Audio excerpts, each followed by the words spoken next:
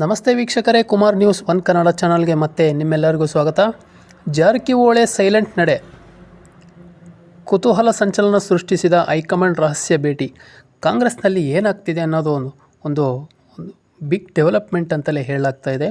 ಮೂಡ ಪ್ರಕರಣದಲ್ಲಿ ಸಿಲುಕಿಕೊಂಡಿರುವ ಸಿದ್ದರಾಮಯ್ಯನವರಿಗೆ ಈ ಒಂದು ಪ್ರಾಸಿಕ್ಯೂಷನ್ ತುಂಬಾ ತಲೆಬಿಸಿಯಾಗಿದೆ ಅಂತಲೇ ಹೇಳಲಾಗ್ತಾ ಇದೆ.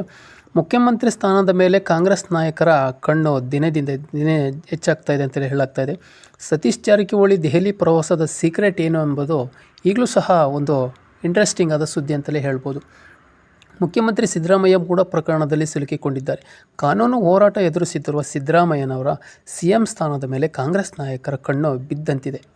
ಸಿದ್ದರಾಮಯ್ಯ ಅವರನ್ನು ಬದಲಿಸಿ ಹೊಸ CM ಆಗುವ ಆಕಾಂಕ್ಷಿಗಳ ಪಟ್ಟಿ ದಿನೇ ಬೆಳೀತಿರೋದನ್ನ ನಾವೆಲ್ಲರೂ ಸಹ ನೋಡ್ತಾನೆ ಬಂದಿದ್ದೀವಿ. ಮೊನ್ನೆಯಷ್ಟೇ ಮಾತನಾಡಿದ್ದ ಹಿರಿಯ ನಾಯಕ RBD, ನಾನು ಸಚಿವ ಆಗಿ ದಣಿದಿದ್ದೇನೆ, ಮುಂದೆ ಮುಖ್ಯಮಂತ್ರಿ ಆಗಬೇಕು ಎನ್ನುವ ಆಸೆಯೂ ಕೂಡ ನನಗಿದೆ. ಲೈಫ್ನಲ್ಲಿ ಎಲ್ಲರಿಗೂ ಮಹತ್ವಾಕಾಂಕ್ಷೆಗಳು ಇರುತ್ತದೆ. ನಾನು CM ಆಗಬೇಕು ಎಂದು ಆಸೆ ಆಗಿದೆ ಎಂದಿದ್ದರು. ಅವರ ಹೇಳಿಕೆಯ ಬೆನ್ನಲ್ಲೇ ರಾಜ್ಯದ ಮುಖ್ಯಮಂತ್ರಿ ಬದಲಾವಣೆಯ ವಿಚಾರ ಚರ್ಚೆಗೆ ಮುನ್ನೆಲೆಗೆ ಸಹ ಬಂದಿತ್ತು. ಇದರ ಜೊತೆಗೆ ಲೋಕೋಪಯೋಗಿ ಸಚಿವ ಸತೀಶ್ ಜಾರಕಿಹೊಳಿ ಸದ್ದಿಲ್ಲದೆ ದೆಹಲಿಗೆ ಹೋಗಿ ಬಂದಿರೋದು ಸಹ ಕೂಡ ಕಾಂಗ್ರೆಸ್ನಲ್ಲಿ ಒಂದು ದೊಡ್ಡ ಸಂಚಲನನೇ ಸೃಷ್ಟಿ ಮಾಡಿದೆ ಅಂತಲೇ ಹೇಳಲಾಗ್ತಾ ಇದೆ. ಮಾಹಿತಿಗಳ ಪ್ರಕಾರ 2 ದಿನಗಳ ಹಿಂದೆಯೇ ಜಾರಕಿಹೊಳಿ ದೆಹಲಿಗೆ ಹೋಗಿ ಬಂದಿದ್ದಾರೆ. ಕಾಂಗ್ರೆಸ್ ಹೈಕಮಾಂಡ್ ಜೊತೆ ರಾಹುಲ್ ಗಾಂಧಿಯನ್ನು ಭೇಟಿಯಾಗಿ ಬಂದಿದ್ದಾರೆ. ಬೆನ್ನಲ್ಲೇ ದೆಹಲಿ ವರಿಷ್ಠರು ಭೇಟಿ ನೀಡಿರುವ ವಿಚಾರ ಭಾರೀ ಕುತೂಹಲವನ್ನೇ ಮೂಡಿಸಿದೆ. ಮತ್ತೊಂದು ಕಡೆ ಪರಮೇಶ್ವರ್ ಕೂಡ ಭೇಟಿ ಮಾಡಿದ್ದಾರೆ. ಇನ್ನು ದೆಹಲಿ ಭೇಟಿ ಬಳಿಕ ಸಚಿವ ಸತೀಶ್ ಜಾರಕಿಹೊಳಿ ಸೈಲೆಂಟ್ ಆಗಿದ್ದಾರೆ ಅನ್ನೋ ಮಾತುಗಳು ಸಹ ಕೇಳಿಬಂದಿದ್ದಾವೆ. ಮಾಧ್ಯಮಗಳಿಗೆ ಯಾವುದೇ ಒಂದು ಪ್ರತಿಕ್ರಿಯೆ ನೀಡದೆ ಅಂತರವನ್ನು ಸಹ ಕಾಯ್ದುಕೊಂಡಿರೋದು ಸಹ ಎಲ್ಲರಿಗೂ ಅಚ್ಚರಿಗೆ ಕಾರಣವಾಗ್ತಾ ಇದೆ. ಇತ್ತೀಚೆಗೆ ಪರಮೇಶ್ವರ್ ಜೊತೆ ರಹಸ್ಯ ಸಭೆ ನಡೆಸಿದ್ದರು. ಊಟದ ನೆಪದಲ್ಲಿ ತಮ್ಮ ಸರ್ಕಾರಿ ನಿವಾಸದಲ್ಲಿ ರಹಸ್ಯ ಸಮಾಲೋಚನೆ ನಡೆಸಿದ್ದರು ಅಂತಲೂ ಸಹ ನಾವು ಮಾಧ್ಯಮಗಳಲ್ಲಿ ನೋಡಿದ್ದೇವೆ. ಇದರ ಬೆನ್ನಲ್ಲೇ ದಿಢೀರ್ ದೆಹಲಿಗೆ ತೆರಳಿದ್ರು ಸತೀಶ್ ಜಾರಕಿಹೊಳಿ. ಪರಮೇಶ್ವರ್ರಂತೆ ದೆಹಲಿ ವರಿಷ್ಠರ ಭೇಟಿ ವಿಚಾರಕ್ಕೆ ಪ್ರತಿಕ್ರಿಯೆ ನೀಡಿರುವ ಗೃಹ ಸಚಿವ ಪರಮೇಶ್ವರ್, CM ರೇಸ್ನಲ್ಲಿ ಏನೂ ಇಲ್ಲ, ನಾನೇನಕ್ಕೆ ಭೇಟಿ ಮಾಡ್ತೇನೆ, ಅವರೇನಕ್ಕೋ ಭೇಟಿ ಮಾಡ್ತಾರೆ.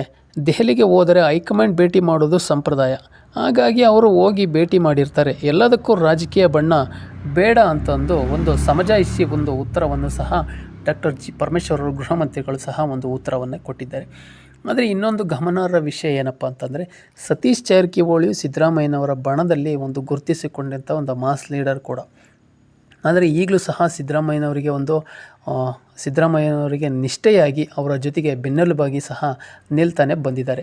ಈಗಲೂ ಸಹ ಅವರಿಗೆ ಬೆನ್ನಿಗೆ ನಿಂತು ಈಗಲೂ ಸಹ ಸಿದ್ದರಾಮಯ್ಯನವ್ರನ್ನ ಕೆಳಗಿಳಿಸೋಕ್ಕೆ ಯಾರಿಂದಲೂ ಸಾಧ್ಯ ಇಲ್ಲ. 5 ವರ್ಷ ಅವರೇ CM ಆಗಿರ್ತಾರೆ.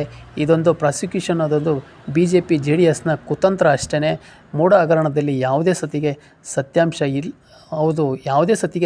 ಇಲ್ಲ ಅನ್ನೋದು ಸಹ ಗೊತ್ತಾಗ್ತಾ ಇದೆ. ಇದೆಲ್ಲ ಸುಳ್ಳು. ಮೂಡ ಹಗರಣದಲ್ಲಿ ಯಾವುದೇ ಸತಿಗೆ ಅವರು ತಪ್ಪು ಮಾಡಿಲ್ಲ ಅನ್ನೋ ಒಂದು ಹೇಳಿಕೆಯನ್ನು ಕೊಡೋದ್ರ ಮೂಲಕ ಸಿದ್ದರಾಮಯ್ಯನವರ ಬೆನ್ನಿಗೆ ಸಹ ಮತ್ತೆ ಸತೀಶ್ ಜಾರಕಿಹೊಳಿ ನಿಂತಿರೋದು ಇಲ್ಲಿ ಗಮನಾರ್ಹ ವಿಷಯವಾಗಿದೆ. ಆದರೆ ದೆಹಲಿ ಪ್ರವಾಸ ಎಲ್ಲರೂ ಸಹ ಊಹಾಪೋಹಗಳಿಗೆ ಸತೀಶ್ ಜಾರಕಿಹೊಳಿ ಅವರೇ ಸಹ ಮೀಡಿಯಾದ ಮುಂದೆ ಹೇಳಿಕೆ ಕೊಡೋದ್ರ ಮೂಲಕ ಇದಕ್ಕೆ ತೆರೆ ಎಳಿಬೇಕಾಗ್ತದೆ.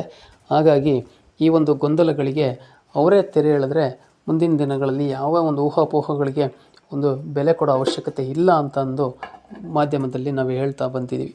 ನಮ್ಮ ಮಾಹಿತಿ ನಿಮಗೆ ಇಷ್ಟ ಆಗಿದ್ದರೆ ದಯವಿಟ್ಟು ನಮ್ಮ ಚಾನಲ್ನ ಸಬ್ಸ್ಕ್ರೈಬ್ ಮಾಡಿ ಮತ್ತು ಬೆಲ್ ಬಟನ್ ಮೇಲೆ ಕ್ಲಿಕ್ ಮಾಡಿ ಅಂತ ಹೇಳ್ತಾ, ನಿಮ್ಮ ಅನಿಸಿಕೆ ಅಭಿಪ್ರಾಯಗಳನ್ನು ಕಮೆಂಟ್ ಮೂಲಕ ತಿಳಿಸಿ ಅಂತ ಹೇಳ್ತಾ, ಮತ್ತೆ ಮುಂದಿನ ವಿಡಿಯೋದಲ್ಲಿ ಸಿಗೋಣ.